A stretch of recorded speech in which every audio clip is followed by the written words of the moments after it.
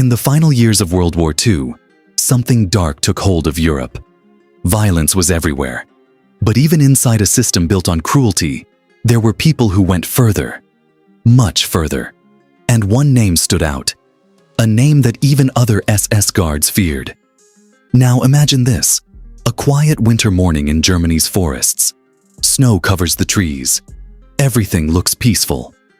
But behind the barbed wire of Buchenwald concentration camp, that silence hides something terrifying. Inside a prison block known as the bunker, a young guard was creating one of the darkest chapters in the camp's history.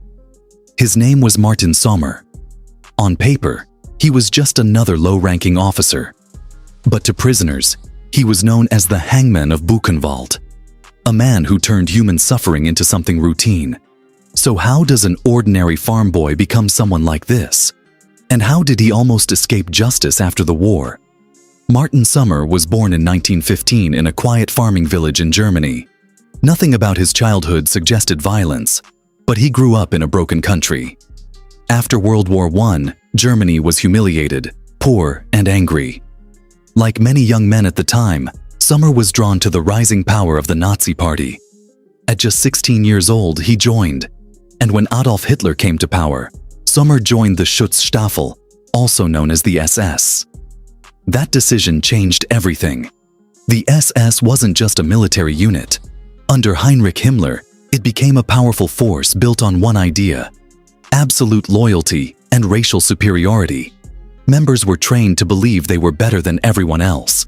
Compassion was weakness, cruelty was duty, and Sommer absorbed this mindset completely. In 1937, he was sent to Dachau concentration camp. This wasn't just a prison. It was a training ground. Here, guards learned how to control, punish, and break prisoners. Under strict and brutal systems, even small mistakes could lead to torture. And Sommer didn't just follow orders. He learned how to enjoy power. This was where he changed, from a normal young man into something colder. A year later, he was transferred to Buchenwald, and this is where his name became infamous. In the bunker, Sommer had complete control. No witnesses, no limits. Prisoners were beaten, tortured, and killed. He used injections to murder people quietly. Sometimes, he kept bodies near him, as if it gave him a sense of control. One of his most brutal punishments involved hanging prisoners by their arms from trees. As their shoulders tore apart, their screams echoed through the forest. Sommer called it the singing forest. One of the most disturbing cases was an Austrian priest named Otto Neururer. His crime: secretly helping another prisoner. Sommer punished him in a horrific way. Hung upside down, nailed, and left to die slowly. For over a day, the priest didn't scream. He prayed, and then he died. Even within the Nazi system, Sommer went too far. By 1941, his actions raised suspicion. Not because he was cruel, but because his cruelty was uncontrolled. The Nazis wanted organized brutality. Sommer acted on personal desire. An SS judge named Georg Conrad Morgan investigated him. The truth was shocking. Sommer had turned the bunker into his personal killing ground. He was arrested, stripped of his rank, and sent to fight on the Eastern Front. But he didn't die there. A tank explosion destroyed his body. He lost a leg, and his arm was paralyzed. The man who once controlled life and death was now helpless. After the war, something unbelievable happened. Sommer disappeared into normal life. He was released as a prisoner of war and returned to Germany. He got married, had a child, lived quietly, as if nothing had happened. But in 1956, he made a mistake. He applied for extra disability benefits.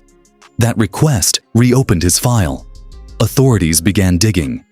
And soon, the truth came back. In 1957, Martin Sommer stood trial.